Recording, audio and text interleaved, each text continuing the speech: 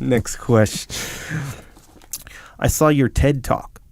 I, like most people, have a boss. If it wasn't the fault of the guys below you and there are people above you, shouldn't they take ownership? I.e. your commanding officer and then it in turn his. Why would ownership only drift halfway up? So in an ideal world, ownership goes up and down the chain of command. Absolutely. And that is how problems get solved, because people take ownership of those problems throughout the chain of command. Now, does the world always work like that? No, it doesn't. And that's okay. That's fine, because as the boss of what you're the boss of, you can't make any excuses. That's the way it happens. And when an organization is taking ownership, when you've got a team where everyone is taking ownership on that team, there's absolutely overlap of everyone taking responsibility for the different problems. There'll be some overlap. Well, I could have done this to help out. Oh yeah, and I would have done this better. And now we both solved the same problem, but it's redundant, but good, because now we got two people addressing the problem. Yeah. So that's not a bad thing. So when people are taking ownership up and down the chain of command, the problems are getting not just solved by one angle, but by multiple different angles of everyone that's taking ownership of that problem.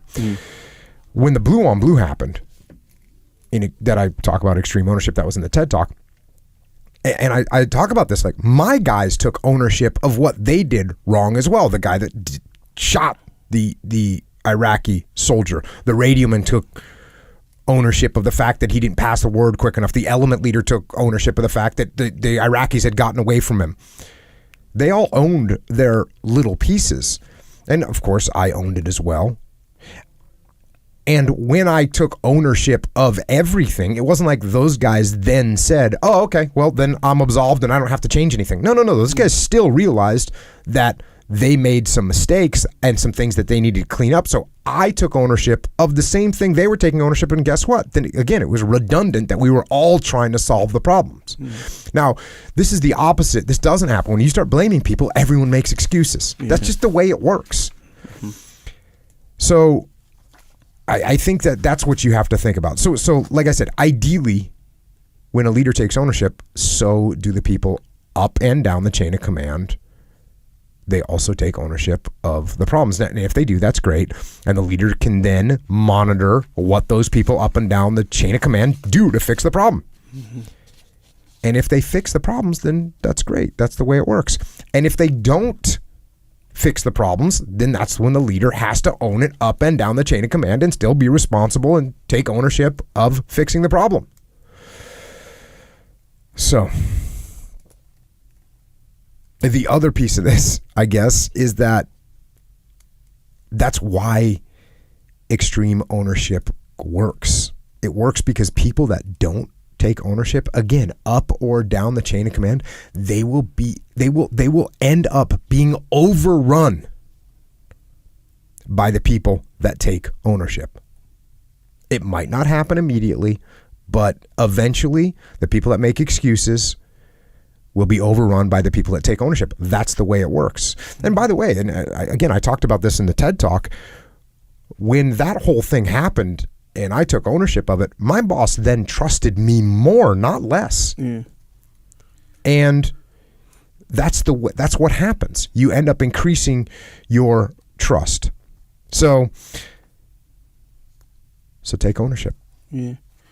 If your boss takes ownership too, that's awesome. That's awesome. That means you've got multiple people trying to solve the problem, which is good for the team.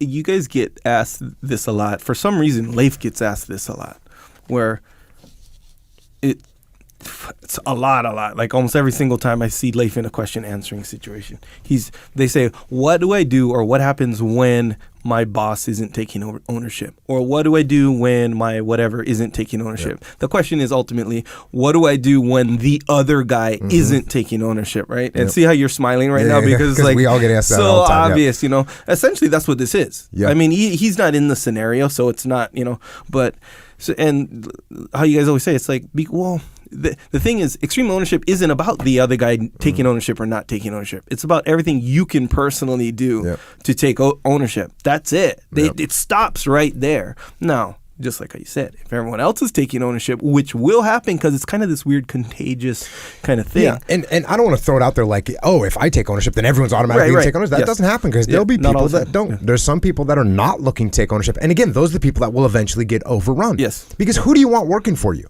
The guy that says, oh, this wasn't my fault, it wasn't someone else. Do you want that guy working for you? No. Because that person's not going to change. They're not going to do anything else different. They're not going to get that problem solved. You want the person working for you that says, you know what? This is my fault. This is what I'm going to do to fix it. Here we go. Yeah. You go, okay, well, I'll let you continue to do your job, and I want you to continue to do your job. And by the way, when a promotion opportunity comes up, guess who I'm promoting? Yep. The guy that makes a bunch of excuses and blames other people, or the guy that takes ownership and gets problem solved? Yep. There you go. It's a no-brainer.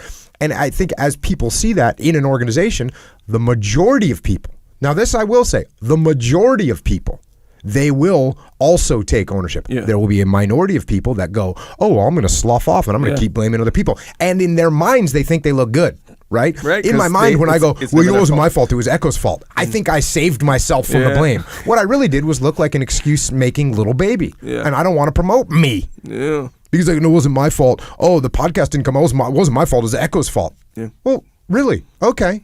Well, let's think about that. Do you want who's responsible? I'm shirking the responsibility and laying it on some other person. I don't want that person working for me. No. So that's why it works. Yeah. And I was scared of it. People are scared that, well, if I take the blame, I'm going to look bad. You look bad when you don't take the blame. That's when you look bad. Yeah. Pretty much any time, in one way or another, pretty much any time you look at other people and be like, hey, what about them? You know?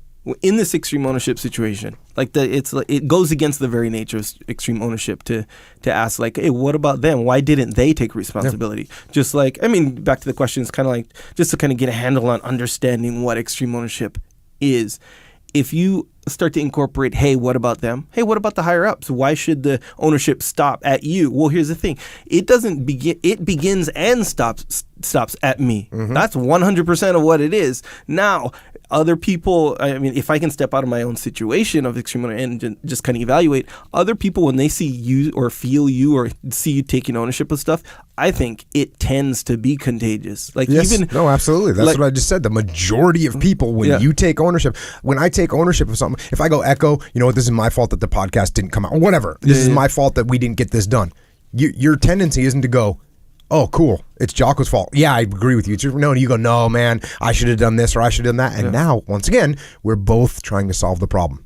Yeah, that's the way it usually ends up. Yeah, real interesting how Jamie, I email with Jamie, you're Jamie, Echelon Fund, and she'll, I'll make some mistake, on the spelling of something on some video, I don't know, something, and she's real good at taking ownership. Yeah. She's like, oh, I should have, whatever, and to the point sometimes, I see what you're doing, and it's true. It's like any feeling of I should, excuse making or whatever, any feeling of that, gone.